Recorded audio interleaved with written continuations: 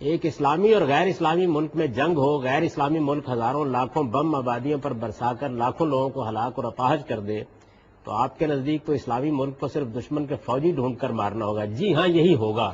اس کی وجہ یہ ہے کہ وہ خدا کے حکم کی خلاف ورزی کر سکتے ہیں، ہم نہیں کر سکتے، یہی ہوگا۔ اس لیے کہ ہم مسلمان ہیں، ہم خدا سے ڈرنے والے ہیں، ہم اس کا تقویٰ رکھتے ہیں۔ ہم یہ نہیں کر سکتے کہ ایک آدمی اگر ہماری ماں بیٹی پر ظلم کر دے تو ہم اس کی ماں بیٹی پر ظلم کریں، نہیں کر سکتے۔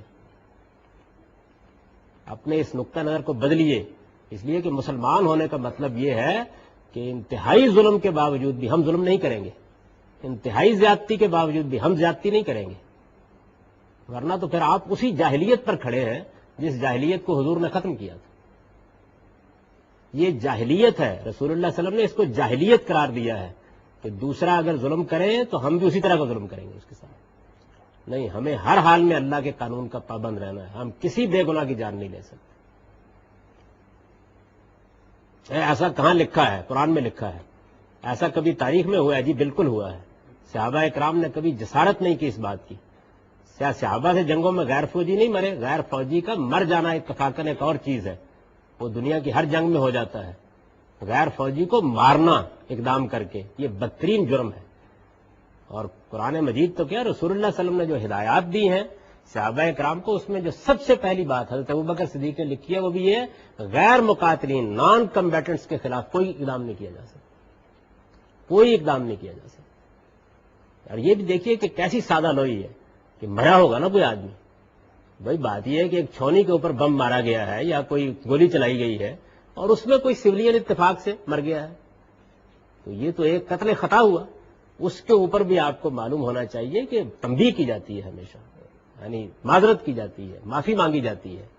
قرآن مجید، آپ انسانی جان کی حرمت کو قرآن میں دیکھیں کیا چیز ہے وہ۔ قرآن تو یہ کہتا ہے کہ اگر غلطی سے کسی انسان کا قتل ہو گیا، کوئی ارادہ نہیں تھا، آپ کو اس کے اوپر بھی 2 مہینے کے روزے رکھنے ہوں گے اور اس کے ساتھ دیت ادا کرنی ہوگی۔ غلطی سے، کوئی ارادہ نہیں تھا، یہ جگہ دی ہے اللہ تعالیٰ نے انسانی جان کو۔ اور رسول اللہ صلی اللہ علیہ وسلم نے فرمایا ہے کہ یہ جو کعبہ ہے اور یہ جو ذوالحج کا مہینہ ہے اور یہ جو مکے کا شہر ہے، فرمایا کہ جو حرمت اس کی ہے وہی انسانی جان کی حرمت، جس کو مذاق سمجھتے ہیں لوگ۔